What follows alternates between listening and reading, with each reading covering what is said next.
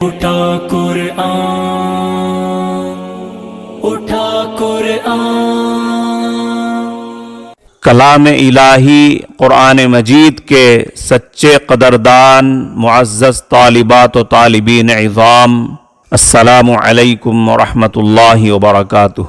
آج کے سبق میں آپ سورہ بقرہ کی آیت نمبر 65 اور 66 کی تلاوت فرما کر ان دو آیتوں کا مفہوم و خلاصہ سماعت فرمائیں گے۔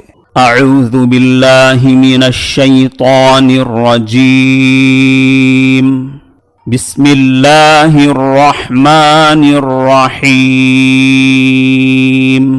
وَلَقَدْ عَلِمْتُمُ الَّذِينَ اعْتَدَوْا مِنْكُمْ فِي السَّبْتِ فَقُلْنَا لَهُمْ كُونُوا قِرَدَةً خَاسِئِينَ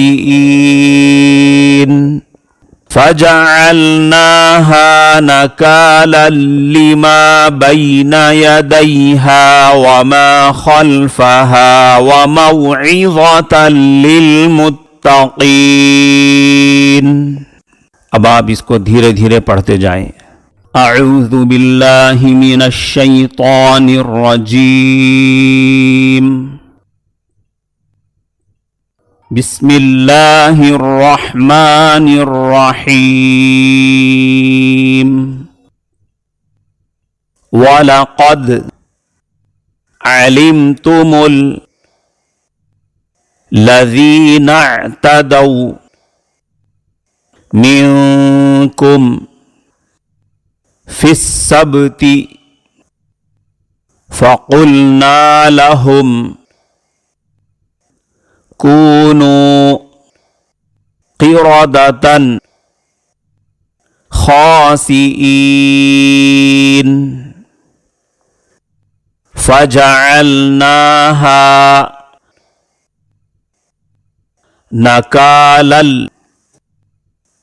نَكَالًا لِمَا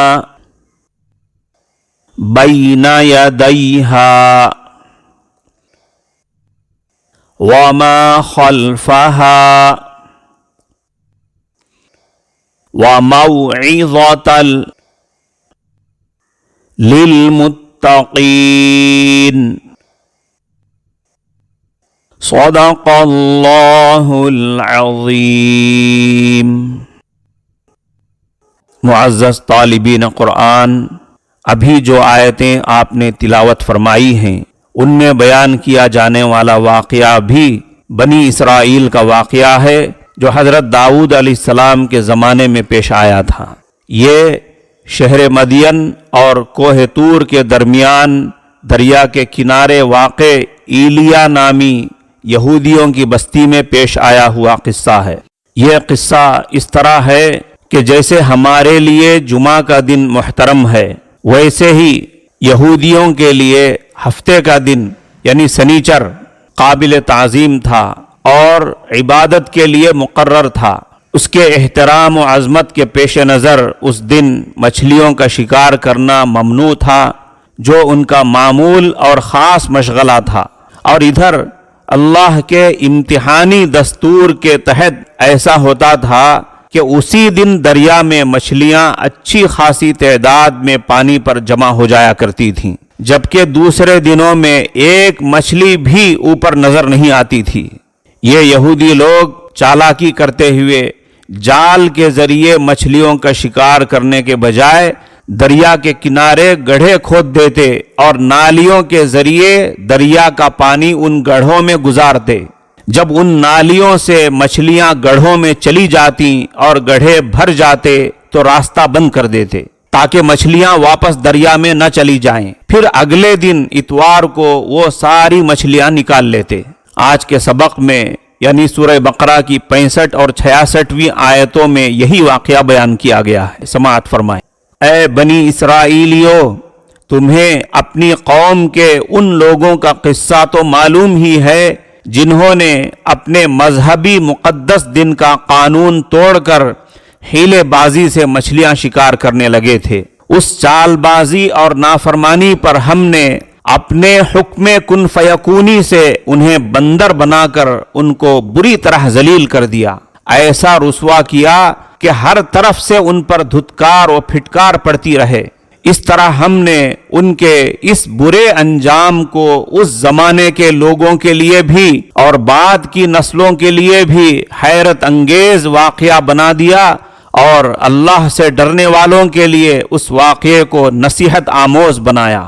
صدق اللہ العظیم۔ عظیم الشان اللہ تعالیٰ نے اپنے کلام پاک میں جو کچھ فرمایا بالکل سچ فرمایا۔ معزز طالبین کرام، یہودیوں نے شروع میں تو ذرا ڈرتے ڈرتے ایسے ہیلوں اور چالاکیوں سے کام لے کر مچھلیوں کا شکار کیا، پھر ہوتے ہوتے انہوں نے عام انداز پر ہفتے کے دن شکار کھیلنے کا معمول بنا لیا تھا۔ ان کے پڑوس میں رہنے والے علماء اور نیک لوگوں نے ان کو ایسا کرنے سے روکا، منع کیا، مگر جب وہ باز نہ آئے تو وہ علماء اور صلحاء ان سے برادرانہ تعلقات توڑ کر ان سے بالکل الگ ہو گئے۔ اس طرح بستی کے دو حصے ہو گئے، ایک میں یہ نافرمان لوگ رہ گئے، دوسرے میں علماء اور صلحاء رہنے لگے۔ ایک دن ان علماء صلحاء کو یہ محسوس ہوا کہ جس حصے میں نافرمان لوگ رہتے تھے ادھر بالکل سناٹا ہے، تو وہاں جا کر انہوں نے دیکھا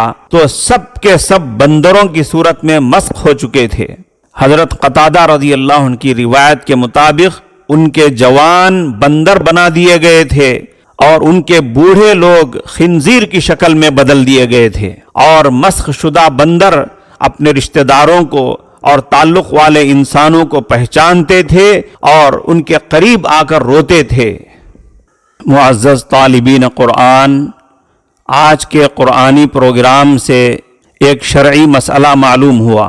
یہودیوں نے ان کی اپنی شریعت کے مطابق ہفتے کے دن کی حرمت کرنے کے بجائے مچھلیاں شکار کرنے کا اپنا معمول کا مشغلہ برابر جاری رکھا، بس اپنے کام کی صورت کو انہوں نے بدل دیا تاکہ کوئی اعتراض کرے تو اسے جواب دیا جا سکے کہ ہم مچھلیوں کا شکار کہاں کر رہے ہیں، یہ جو کچھ ہم سمندر کے پاس کر رہے ہیں یہ دوسرا کام ہے۔ یہودیوں نے چالاکی اور حیلے بازی سے کام لے کر اللہ کے حکم کو توڑا اور مقدس دن کی بے حرمتی کی۔ ایسی چالاکی اور حیلے بازی سے کام لے کر کسی حرام کو حلال اور جائز بنانے کی کوشش کرنا نہ صرف یہ کہ جائز نہیں ہے، بلکہ یہ اللہ کے ساتھ، اللہ کی شریعت کے ساتھ ایک قسم کا مذاق ہے۔ اسی لیے ان یہودیوں کو بڑا سرکش اور نافرمان قرار دے کر ان پر عذاب نازل کیا گیا۔ یہاں ایک بات یہ بھی ذہن نشین کرتے جائیں